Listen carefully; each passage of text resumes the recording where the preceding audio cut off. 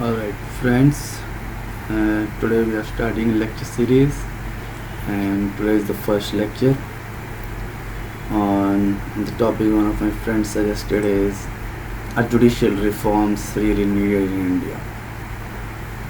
And so by end of this lecture, hopefully I'll be able to communicate as to are reforms really needed in Indian judicial system. So before we approach that topic, first of all, let's try to understand, is judiciary needed? Why is judicial system needed? Only then we will go to whether reforms are needed. Is it important? So say if you are in school and if you are unhappy with something, some of the rules in your school, like exams should be held 5 times a year. If you are unhappy, where will you go? You will go and complain to your principal, but that won't resolve because principal has made that rule.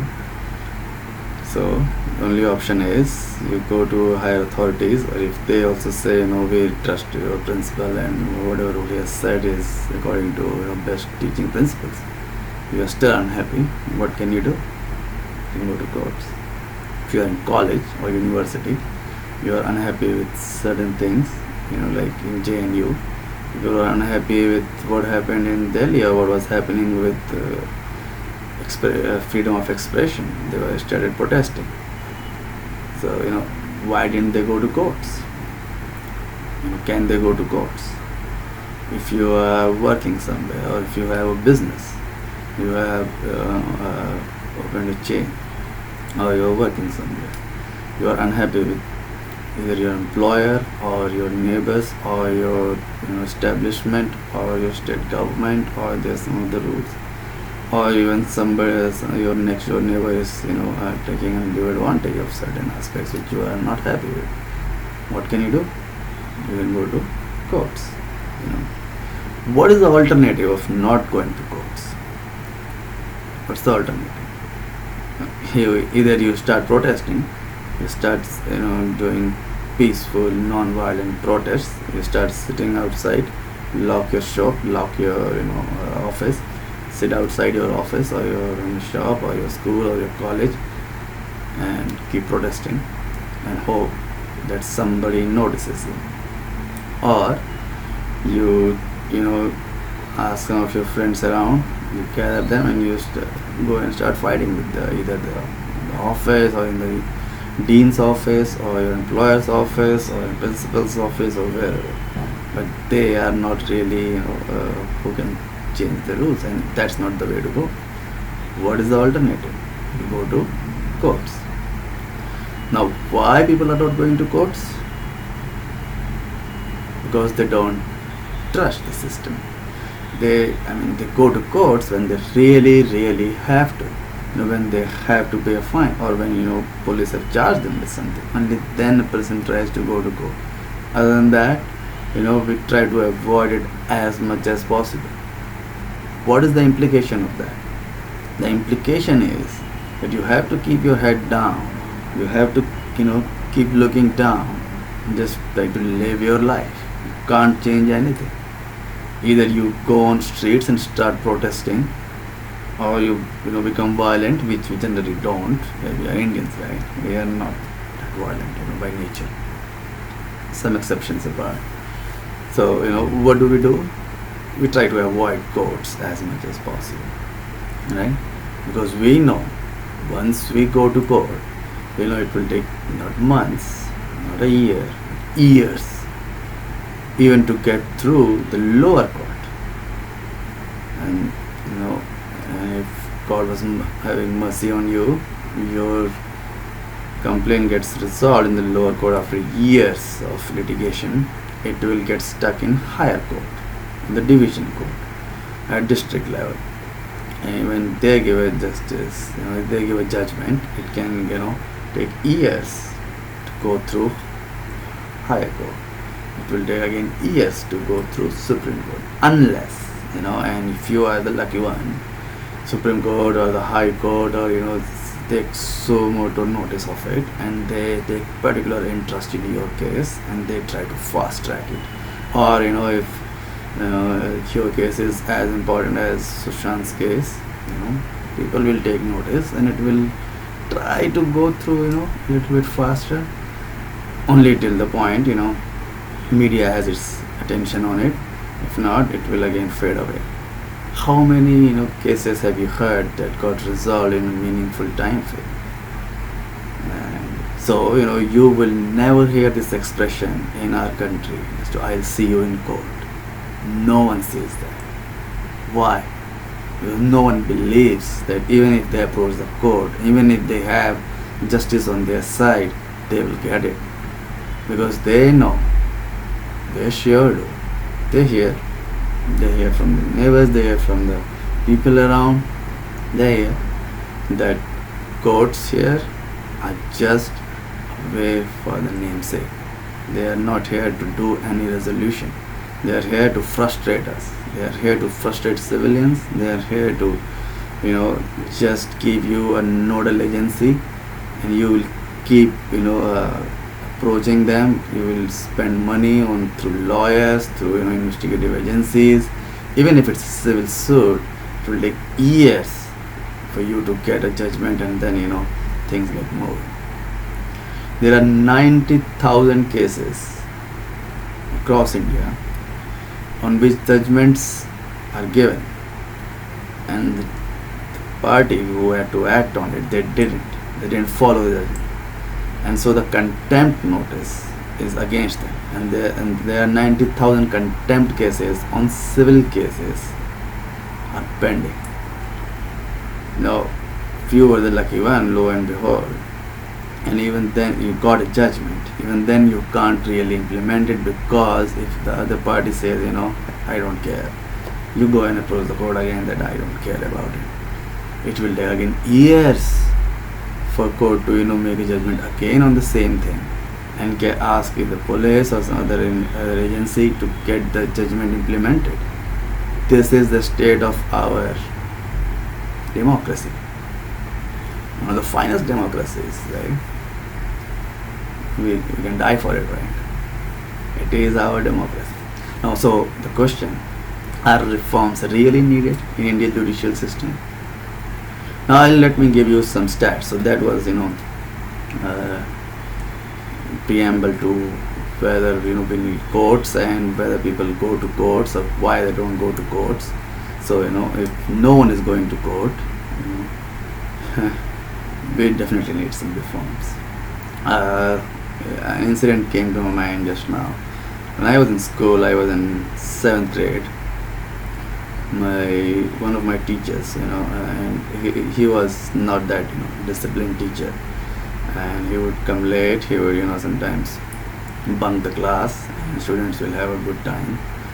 But and the principal, when the new principal came, he was unhappy with this indiscipline of teachers. He started disciplining the teachers around, and he used to threaten teachers that if you don't follow the rules and the discipline which you are expected of, I will transfer you to some of the remotest corner of the country. And whether he had that power or not, at least he will get you thrown out of that particular school. That much he can do. That much he could do. Now, Prince teacher started behaving, but this guy, this teacher, he was really something. He didn't want to change. He didn't want to, even change the school. He had his roots set in that place. So, and he thought, what the heck? I have seen many principals come and go, and you can't be, better than that. So, and the principal actually, suspended him and asked him to, pack his bags. Now the teacher was really unhappy and pissed, and he filed a case against him in court. Now, but so the teacher was unhappy. He was suspended, and now it's about 20-30 years. The teacher is supposed to be retired by now, but he is still suspended, and the courts are taking their due time to hear on that particular case. Now forget about who was right, who was wrong. But what was expected of the court was to decide on that particular case immediately. If not the next day, the next week or next month, at least within a calendar year. Students' careers are at stake. It doesn't matter teacher was good or bad, right? But the court still date haven't decided that case, and the students are now old and they are now working, and that teacher is still sitting at home. Feels pretty bad, right? That's the state of our judicial system. So are reforms really needed? Even those who do approach courts, they aren't getting any justice. So let's go through some of the stats in our country. We have 672 district courts and lower courts combined. We have 26 high courts, we have 1 Supreme Court. In high courts, we have 40% vacancy, vacant. Out of the 1,000 judges, for 400 of them are vacant. There are only about 600 judges. In the lower courts and district courts, out of 22,000 sanctioned judges positions, 6,000 are vacant. Now, not to say that even if we get all the positions filled, that we will have euphoria, nirvana. We have 2.8 crore cases pending, years and years and decades and decades. And if you want to take example of how judicial system is working, and even in those high profile prominent cases, like something like in Babri Masjid case, demolition happened in 1992 and it's 2020. The case is still going on. Those who are implicated may even die. Case will still go on. Excuse me. Now come to some of the people will say, what the heck, it wasn't important, or maybe judiciary was busy with something else. Something recent, CAA, government passed the act, and some people are really not convinced with the act. They think it's unfair to minorities, not to include particular minority in that. Right or wrong, that's a different thing. Who is to decide that? Court, Supreme Court.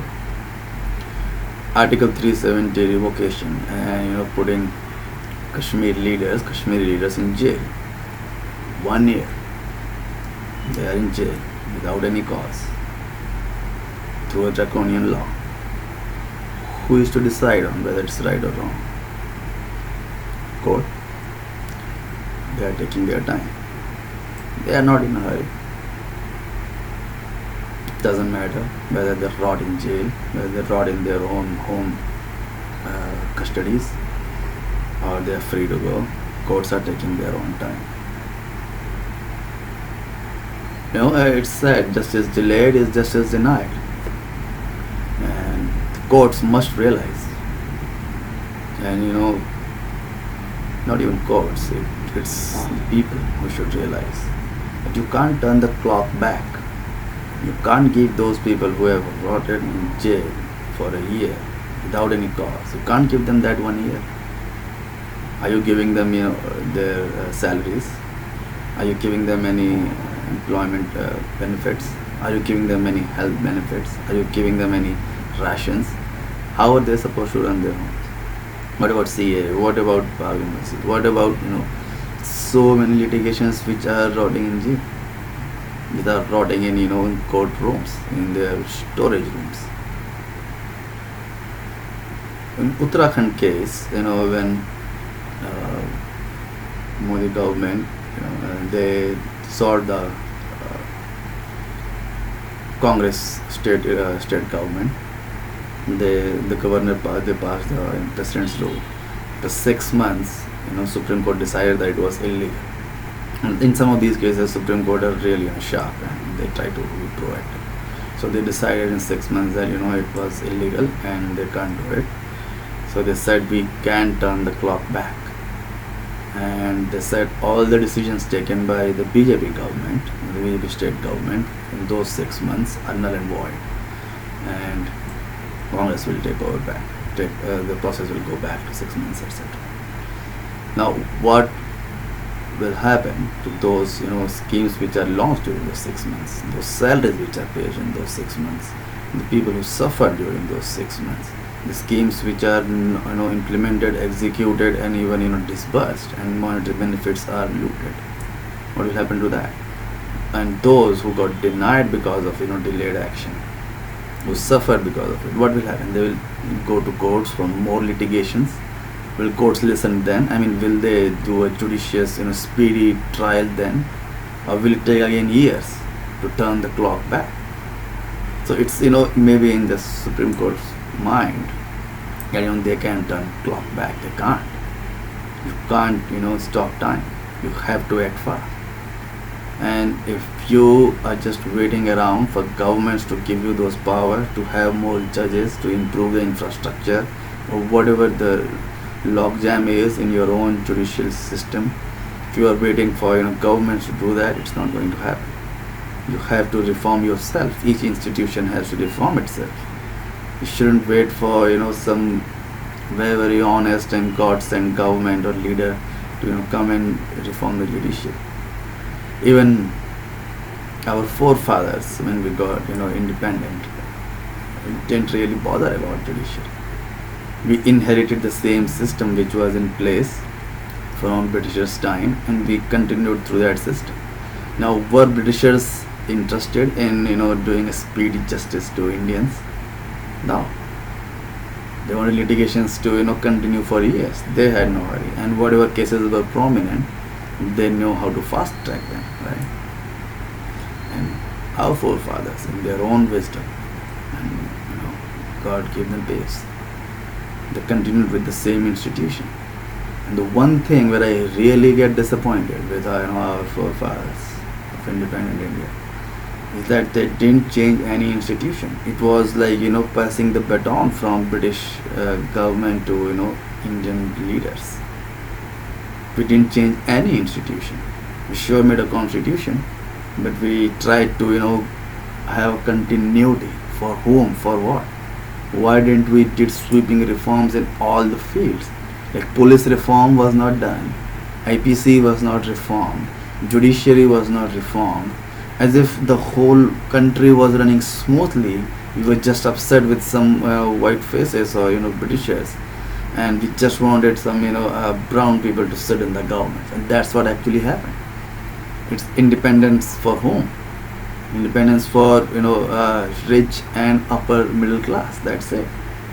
Because the lower middle class, the poor people, the untouchables, the minorities, the people living in villages, they were still suffering. They are still suffering.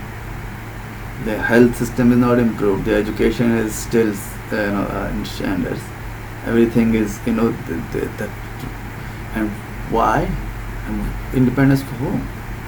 And I don't think they were really independent, and they really cared about it.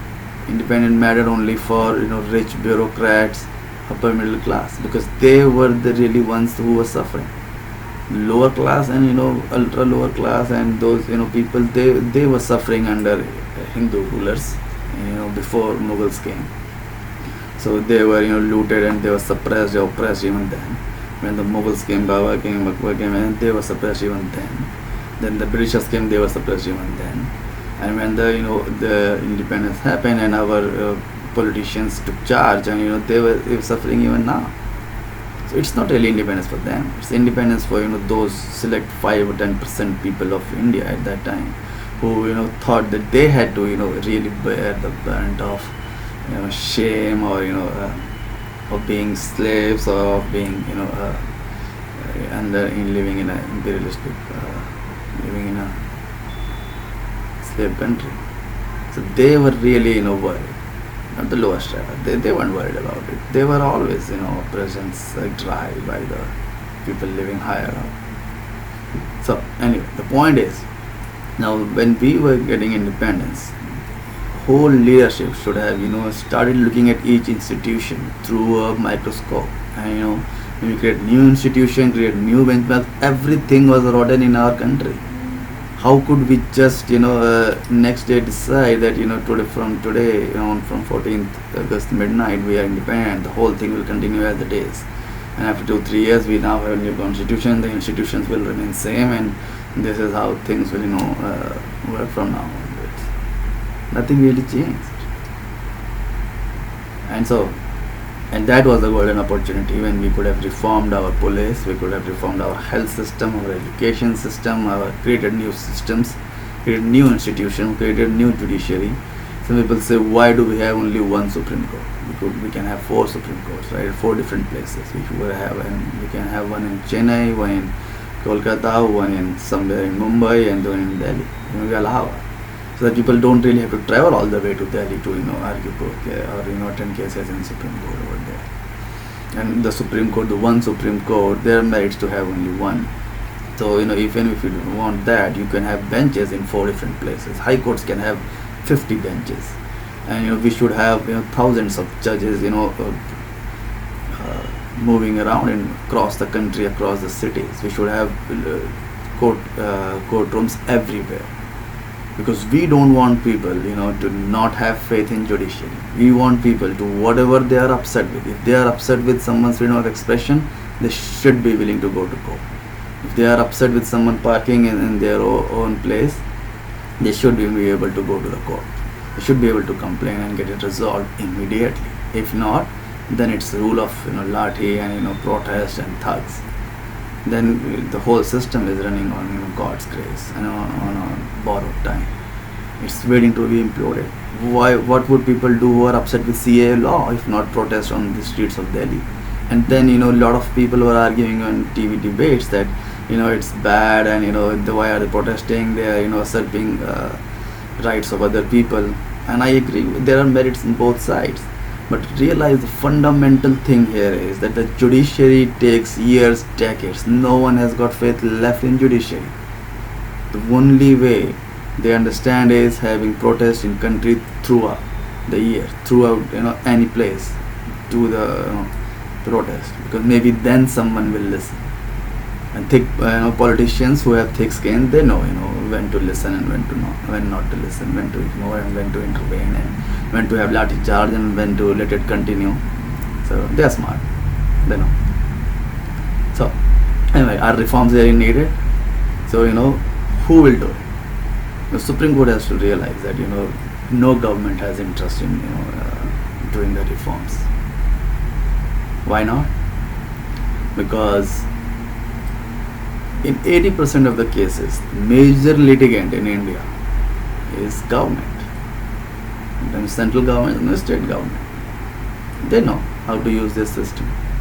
They are reaping benefits of this system. Sometimes they get frustrated, but they know how the wheels of justice are turning in this country. They have experts. They have lawyers who are paid by our taxpayers' money. So they know. They have no interest in giving any speedy justice or making judiciary efficient or fast or better. Forget about creating a system which is as efficient as Singapore judicial system. Here no one is interested in doing any justice. Let it continue. So are reforms really needed? So, and now can it be done? So if you ask, before we go to can it be done, if you ask, are reforms really needed and why it has not happened? So no one really says no, it's not needed. Have you heard anyone saying it's not needed? Have you heard saying government, any Supreme Court judge or lawyers or any member of the bar saying that no, reforms are not needed? No. Have you heard any political party saying reforms are not needed in judiciary? No. Have you heard BJP saying reforms are not needed? No. Have you heard Congress saying reforms are not needed? No. Why are reforms not done? If no one is against it, why is it not done?